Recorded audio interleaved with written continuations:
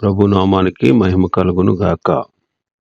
కూడొచ్చిన మీ అందరికీ, కర్మిల ఆత్మీయ సహవాస సంఘ విశ్వాసులందరికీ మన ప్రభువును ప్రియరక్షకుడునైన యేసుక్రీస్తు వారి శ్రేష్టమైన నామములో శుభములు మరియు అందరికీ వందనాలండి.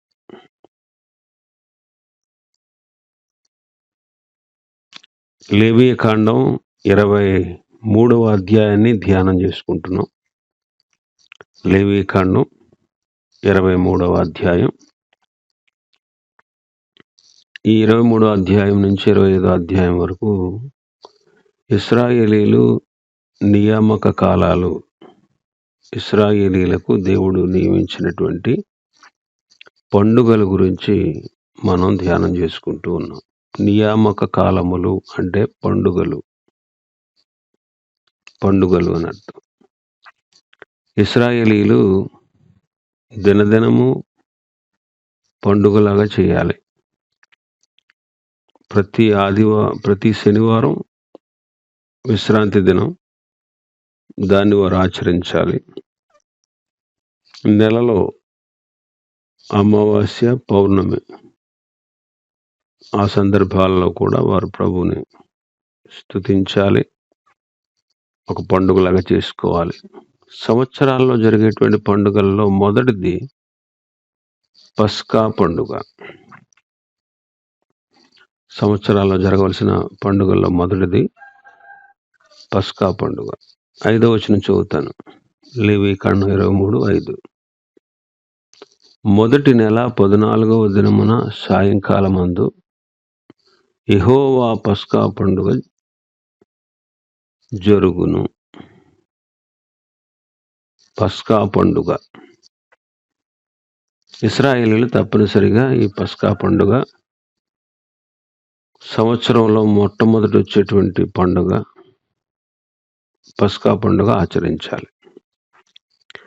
పస్కా పండుగ ఆచరించడానికి గల కారణం ఏంటి అని మనం ఆలోచన చేస్తే, ఇశ్రాయేలీలు ఐగుప్తు దేశంలో బానిసలుగా ఉన్నారు ఒకప్పుడు. ఐగుప్తీయులు ఇశ్రాయేలీల్ని కఠినముగా హింసించారు. ఐగుప్తు రాజు అయినటువంటి ఫరో ఇశ్రాయేల్ని సంపూర్తిగా నాశనం చేయాలనేటువంటి ఆలోచన కలిగి ఉన్నాడు. సంపూర్తిగా వాళ్ళని నాశనం చేయాలి అనే ఆలోచన కలిగి ఉన్నాడు.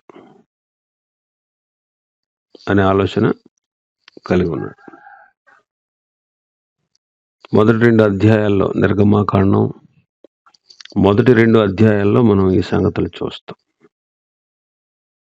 అందుకే ఇశ్రాయేలీలు ఇనుప కొలిమిలో ఉన్నారు అని రాయబడుతుంది. ద్వితీయోపదేశకాండం 4వ అధ్యాయం 20వ వచనం.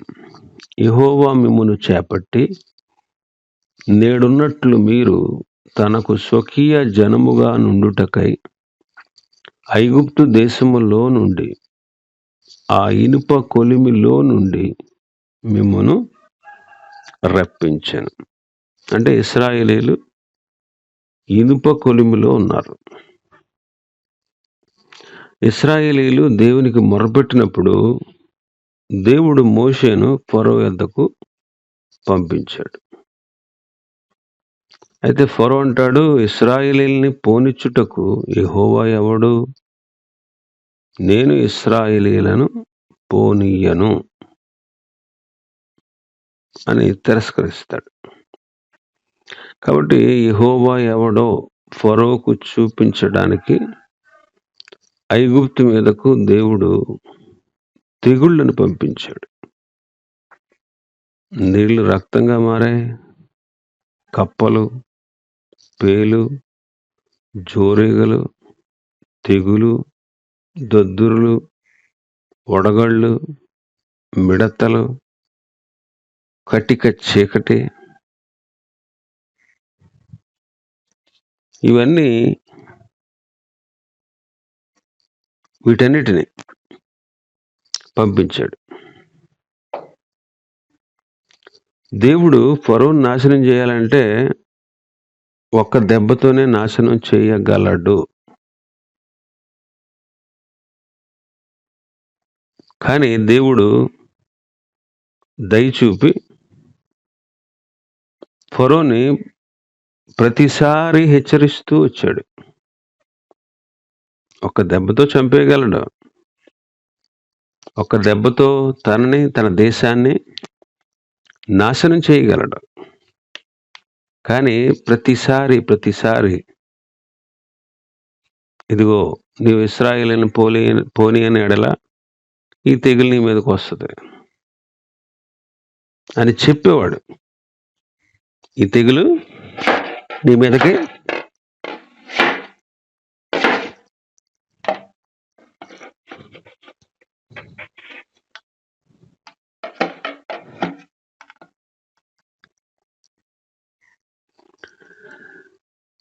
నీవు గనక ఇశ్రాయేలును పోనీ అని ఎడల ఈ తెగులు నీ మీదకి వస్తుంది. ఇదిగో పలానా తెగులు పంపిస్తాను, పలానా తెగులు పంపిస్తాను చెప్పి పంపించేవారు. ఆయన చెప్పి పంపించేవారు. ఖచ్చితంగా చెప్పి పంపించేవారు. ఫరోకి ఎన్నో అవకాశాలు ప్రభు ఇచ్చారు. ఆ దేశాన్ని పాడు చేసేయాలనే ఉద్దేశం కాదు దేవుంది. ఫరో మాట వినట్లేదు కాబట్టి ఫరోకి హెచ్చరిక చేసి, నువ్వు ఇలా చేయకపోతే నేను ఈ తెగులు పంపిస్తాను, ఆ తెగులు వల్ల నాశనం కలుగుద్ది. కొన్ని తెగుళ్ళకి జాగ్రత్త పరుచుకోమని కూడా చెప్పాడు. ఇదిగో వడగండ్లు కురిపిస్తాను, కాబట్టి నువ్వు పొలంలో ఉన్నటువంటి నీవు, నీ వారు, మీ పశువులన్నిటినీ ఇంటికి తెచ్చేసుకోండి అంటాడు. ఇలాగా ఎన్నో అవకాశాలు, ఎన్నో ఛాన్సెస్ ఫరోకి దేవుడిచ్చారు. కానీ ఫరో అతని హృదయం కరగలేదు, అతడు దేవునికి విధేయుడు కాలేదు. ఆఖరి తెగులుగా సంహారక దూతను ఐగుప్తు దేశంలోనికి పంపించారు.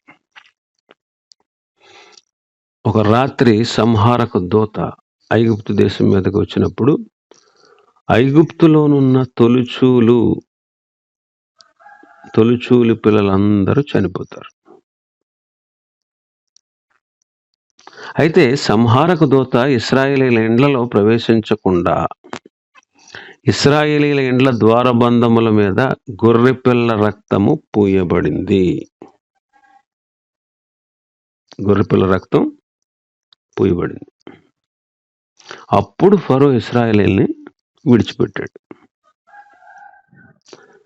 గొర్రెపిల్ల రక్తము ద్వారా ఇశ్రాయేలీలు కాపాడబడి ఐగుప్తు బానిసత్వం నుంచి విడుదల పొంది బయటకు వచ్చారు.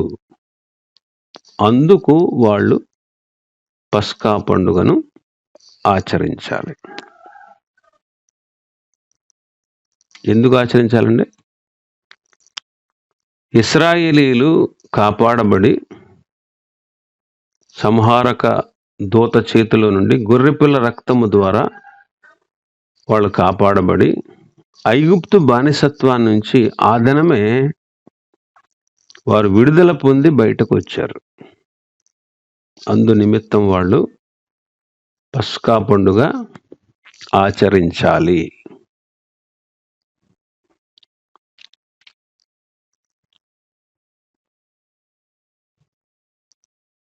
పస్కా పండుగలో ప్రాముఖ్యమైనది ఏంటంటే గొర్రెపిల్ల. పస్కా పండుగలో ప్రాముఖ్యమైనది ఏంటి? గొర్రెపిల్ల. ఆ గొర్రెపిల్ల మన ప్రభు అయిన యేసుక్రీస్తుకు చక్కని సూచనగా ఉంది. ఆ గొర్రెపిల్ల మన ప్రభు అయిన యేసుక్రీస్తుకు చక్కటి సూచనగా ఉంది. యేసుక్రీస్తు ప్రభువారు అనేక సార్లు గొర్రెపిల్ల అని పిలువబడ్డారు. గొర్రెపిల్ల అని పిలువబడ్డారు. పాత నిబంధనలో ఒకసారి పిలువబడ్డారు. యెషయా గ్రంథం 53వ అధ్యాయం 7వ వచనం. అతడు దౌర్జన్యమునందును బాధింపబడినను అతడు నోరు తెరవలేదు. వధకు తేబడు గొర్రె పిల్లయు, బొచ్చు కత్తిరించు వాని ఎదుట గొర్రెయు మౌనముగా ఉండునట్లు అతడు నోరు తెరవలేదు.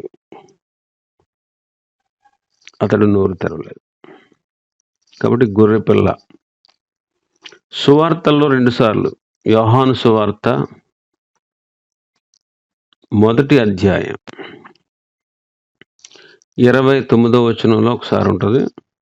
మరునాడు యోహాను యేసు తన యొద్దకు రాగా చూచి, ఇదిగో లోక పాపమును మోసుకొని పోవు దేవుని గొర్రె పిల్ల అన్నారు. 36వ వచనంలో కూడా ఉంది. అతడు నడుచుచున్న యేసు వైపు చూచి, ఇదిగో దేవుని గొర్రె పిల్ల అని చెప్పారు.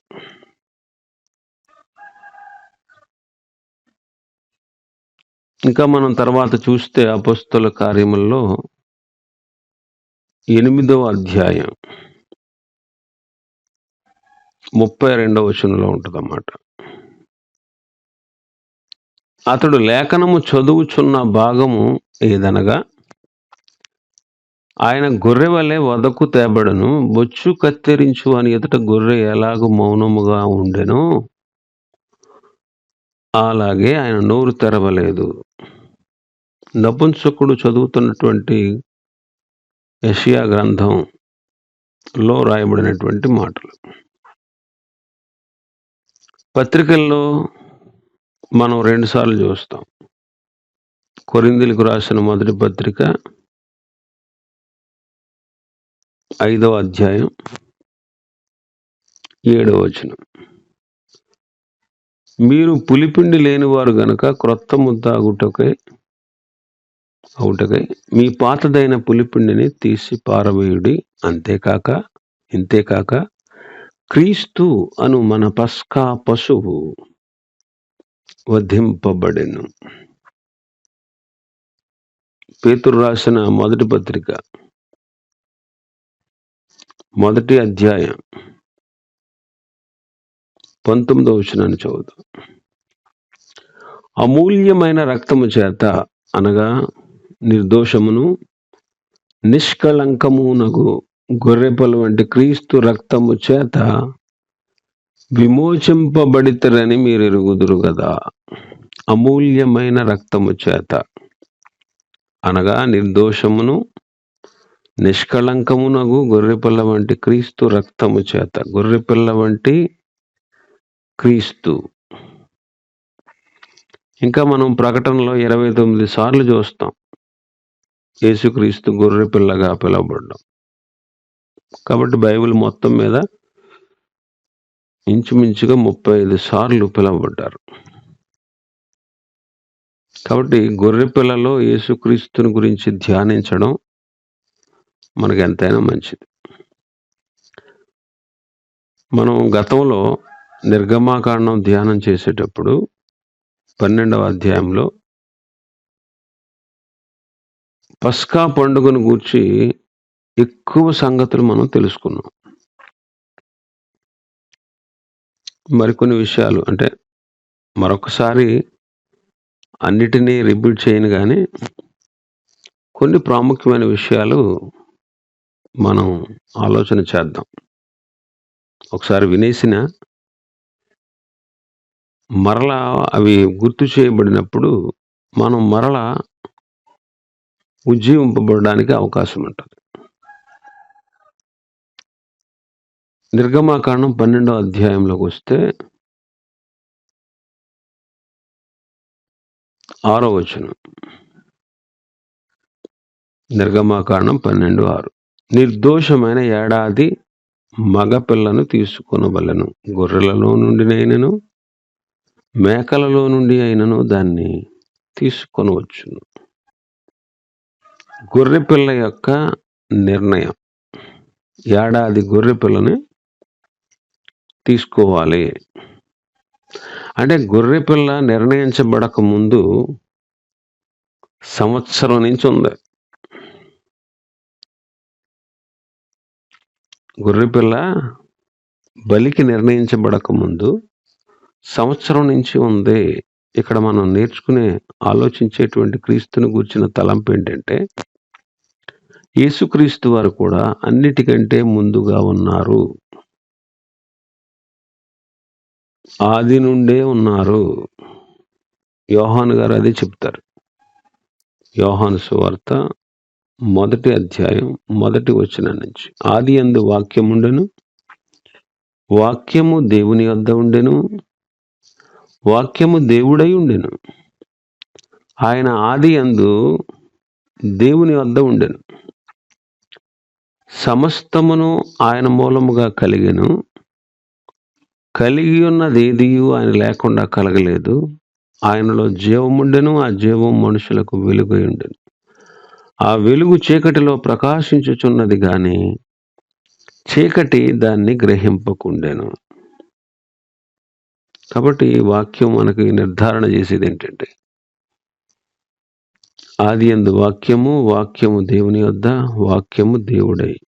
14వ వచనంలోకి వస్తే, ఆ వాక్యమే శరీరధారి అయి కృపా సత్య సంపూర్ణుడుగా మన మధ్య వసించెను. అంటే ఇక్కడ మనకు అర్థమయ్యేది ఏంటంటే, యేసుక్రీస్తు ప్రభు ఆది నుంచి ఉన్నారు. ఆది నుంచి ఉన్నారు. అప్పటికప్పుడు అకస్మాత్తుగా నిర్ణయించబడిన వారు కాదు, లేకపోతే సృష్టించబడిన వారు కాదు. ఆది నుంచి ఉన్నాడు ఆయన. ఆది నుంచి ఉన్నాడు. అయితే శరీరాన్ని ధరించుకొని భూలోకానికి వచ్చాడు. కాబట్టి ఆది నుంచి ఉన్నవారు. రెండవ మాట, గొర్రె పిల్ల నిర్దోషమైనదై ఉండాలి. మనం చదువుకున్న ఇందాక, నిర్దోషమైన ఏడాది మగపిల్లను తీసుకోవాలి. ముసలిది కాదు. ముసలితనంలో బలహీనత ఉంటుంది. యేసుక్రీస్తు ప్రభువారు కూడా నిండు యవ్వనంలో మన కొరకు తనను తాను అప్పగించుకున్నారు. ఇక్కడ నిర్దోషమైనది అంటే ఏ జబ్బు లేనిది అని అర్థం. ఏ జబ్బు కానీ, ఏ లోపం కానీ లేనిది. అలాగే ఇక్కడ ఈ మాట యేసుక్రీస్తు ప్రభువుని గురించి అన్వయించుకుంటే, యేసుక్రీస్తు వారు ఏ లోపము లేనటువంటి మహాపరిశుద్ధుడు. ఆయన ఏ లోపము లేనటువంటి మహాపరిశుద్ధుడు. అందుకే హెబ్రీ పత్రికలో పౌలు గారు అంటారు, 7వ అధ్యాయం 26వ వచనాన్ని మనం చదివితే, పవిత్రుడును, నిర్దోషియు, నిష్కల్మషుడు, పాపులలో చేరక ప్రత్యేకముగా ఉన్నవాడును, ఆకాశ మండలము కంటే మిక్కిలి హెచ్చైన వాడునైన ఇట్టి ప్రధాన యాజకుడు మనకు సరిపోయినవాడు. పరిశుద్ధుడు, పవిత్రుడు, నిర్దోషి, నిష్కల్మషుడు, ప్రత్యేకంగా ఉన్నవాడు మన ప్రభువు. మహాపరిశుద్ధుడు. గొర్రెపిల్ల ఎలా నిర్దోషమైనదో, మన ప్రభువు పవిత్రుడు, దోషము లేనివాడు, కల్మషం లేనివాడు, పాపులలో చేరక ప్రత్యేకంగా ఉన్నవాడు. పేతురు రాసిన 1వ పత్రిక 2వ అధ్యాయం 21-22 వచనాలు. క్రీస్తు మీ కొరకు బాధపడి మీరు తన అడుగు జాడలందు నడుచుకున్నట్లు మీకు మాదిరి ఉంచిపోయాను. ఆయన పాపము చేయలేదు, ఆయన నోట ఏ కపటము కనబడలేదు. ఆయన పాపము చేయలేదు, ఆయన పాపము చేయలేదు. యోహాను మొదటి పత్రిక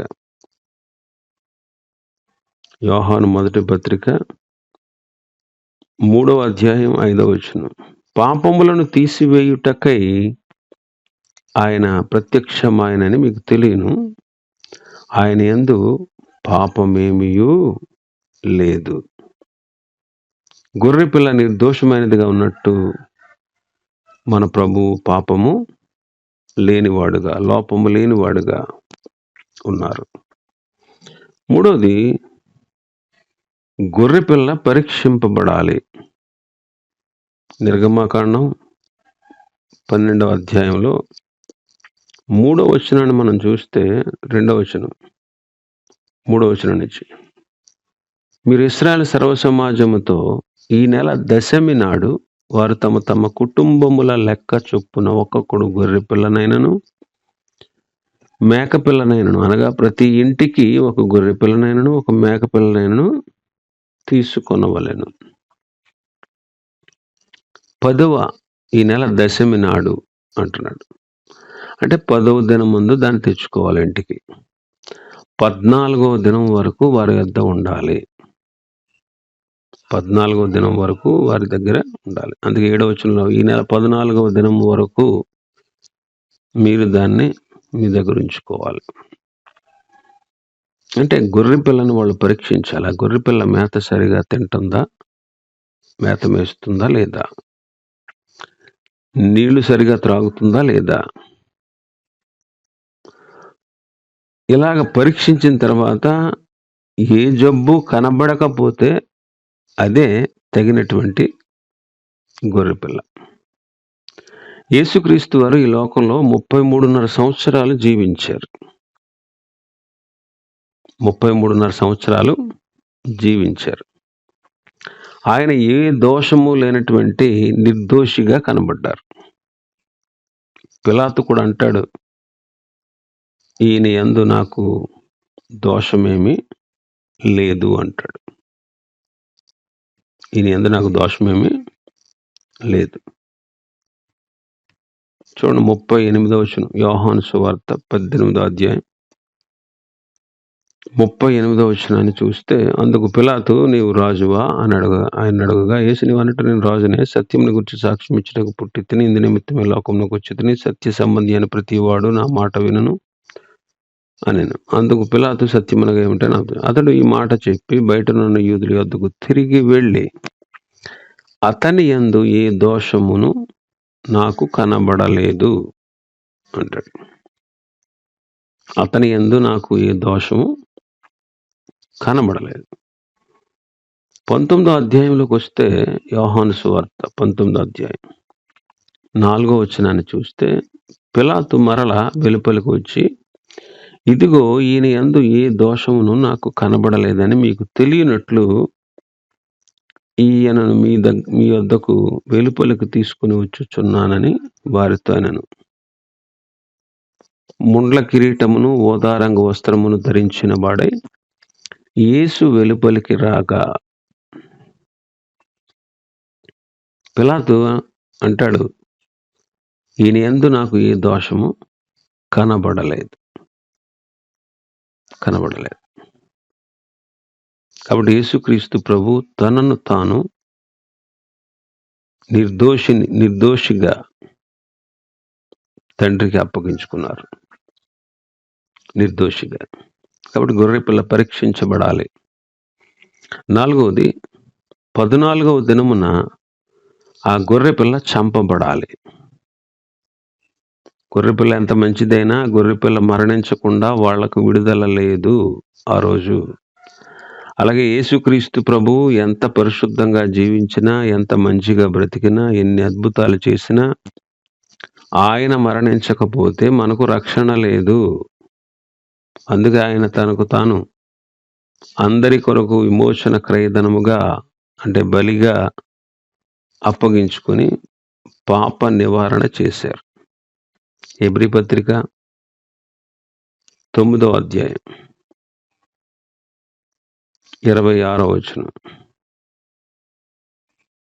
అట్లైన ఎడల జగత్తు పునాది వేయబడింది మొదలుకొని ఆయన అనేక పర్యాయములు శ్రమ పడవలసి వచ్చును. అయితే ఆయన యుగముల సమాప్తి యందు తన్ను తానే బలిగా అర్పించుకొనుట వలన పాప నివారణ చేయుటకై ఒక్కసారే ప్రత్యక్షపరచబడెను.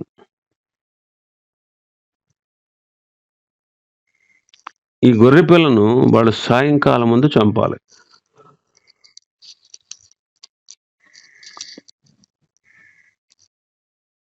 యేసుక్రీస్తు వారు కూడా మధ్యాహ్నం 3 గంటల వేళ చంపబడ్డారు, అంటే మరణించారు. గొర్రెపిల్ల ఎముకల్లో ఒక ఎముకైనా విరవకూడదు.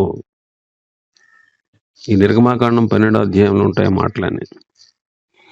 అలాగే యేసుక్రీస్తు ఎముకలలో ఒకటైనా విరువబడలేదు. యాక్చువల్గా సిలువ వేసినప్పుడు మనిషి మరణం రావాలంటే మోకాళ్ళని విరగ్గొడతారు.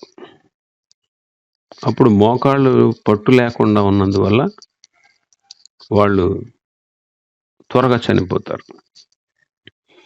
అయితే యేసుక్రీస్తు ప్రభుని సిలువ వేసినప్పుడు ఆయనతో పాటు 2 బందిపోటు దొంగలను కూడా సిలువ వేశారు. ఆ సిలువ వేసినప్పుడు మరుసటి దినం విశ్రాంతి దినం, సిద్ధపరిశు దినం కాబట్టి ఈ శవాలు వేలాడకూడదు అని చెప్పి వాళ్ళు సిలువలో మరణించారా లేదా అని వెళ్ళి పరీక్షించినప్పుడు ప్రభు మరణించారు, కానీ దొంగలిద్దరూ మరణించలేదు. కాబట్టి వాళ్ళ ఇద్దరి కాళ్ళు విరగ్గొట్టారు. ఈ విషయం యోహాను సువార్త 19వ అధ్యాయంలో ఉంటుంది. యోహాను సువార్త 19వ అధ్యాయం 31వ వచనం నుంచి మనం చూస్తే, ఆ దినము సిద్ధపరచు దినము, మరుసటి విశ్రాంతి దినము మహాదినము గనుక ఆ దేహములు విశ్రాంతి దినమున సిలువ మీద ఉండకుండానట్లు వాళ్ళ కాళ్ళు విరగ్గొట్టించి వారిని తీసివేయించమని యూదులు పిలాతును అడిగారు. కాబట్టి సైనికులు వచ్చి ఆయనతో కూడా సిలువ వేయబడిన మొదటి వాని కాళ్ళు, రెండో వాళ్ళ కాళ్ళు విరగ్గొట్టిరి. వారు యేసునొద్దకు వచ్చి అంతకుముందు ఆయన మృతి పొంది ఉండుట చూచి ఆయన కాళ్ళు విరగగొట్టలేదు, కానీ సైనికుల్లో ఒకడు ఈటితో ఆయన ప్రక్కను పొడిచాను. కాబట్టి ఈ నిర్గమాకాండంలో చెప్పబడినట్టు గొర్రెపిల్ల చంపబడాలి. యేసుక్రీస్తు ప్రభు కూడా మన కొరకు చంపబడ్డారు. ఆ గొర్రెపిల్ల ఎముకల్లో ఒకటైనా విరవబడకూడదు. 46వ వచనంలో ఉంటుంది నిర్గమాకాండం 12:46. మీరు ఒక్క ఇంటిలోనే దాన్ని తినవలను, దాని మాంసంలో కొంచెమైనా ఇంట్లోని బయటకు తీసుకుపోకూడదు, దానిలో ఒక ఎముకనైనను మీరు విరువకూడదు. ఒక ఎముకనైనా విరవకూడదు. చూడండి, లేఖనం ఎంత స్పష్టంగా నెరవేర్చబడుతుందో. కాబట్టి యేసుక్రీస్తు ప్రభుని గూర్చి మనం పోల్చేటప్పుడు అనేకమైన సంగతులు పెర్ఫెక్ట్గా మ్యాచ్ అవ్వాలి. కాబట్టి ఈ గొర్రెపిల్ల ఖచ్చితంగా ప్రభువైన యేసుక్రీస్తు వారికి సాదృశ్యంగా ఉంది అనడంలో ఎటువంటి సందేహం లేదు. కాబట్టి వాళ్ళు యేసుక్రీస్తు ప్రభువుని లేఖనముల ప్రకారమే ఆయన సిలువకు అప్పగించారు, కానీ వాళ్ళకి తెలియదు లేఖన ప్రకారంగా వాళ్ళు ప్రవర్తిస్తున్న విషయం వాళ్ళకి తెలియదు. అందుకే అపొస్తలుల కార్యములు 13వ అధ్యాయంలో, అపొస్తలుల కార్యములు 13వ అధ్యాయం 27 నుంచి 27వ వచనం నుంచి, యెరూషలేములో కాపురం ఉండేవారును వారి అధికారులను ఆయనను ప్రతి విశ్రాంతి దినమున చదవబడుచున్న ప్రవక్తల వచనములను గ్రహింపక ఆయనకు శిక్ష విధించుట చేత ఆ వచనములను నెరవేర్చిరి. ఆయనకు శిక్ష విధించుట చేత ఆ వచనములను, ప్రవక్తలు పలికినటువంటి వచనాలని పరిశుద్ధ గ్రంథంలో, అంటే ప్రవక్తల గ్రంథాల్లో రాయబడినటువంటి వచనాలని తెలియకుండానే, గ్రహించుకోకుండానే ప్రభువును సిలువకు అప్పగించారు. ప్రభువును సిలువకు అప్పగించారు. ఇంకా చాలా విషయాలు ఉన్నాయి. ప్రభు చిత్తమైతే రేపటి దినం మిగిలిన విషయాలు ధ్యానం చేసుకుందాం. దేవుడి వర్తమానాన్ని మన వినికిడిలో ఆశీర్వదించునుగాక.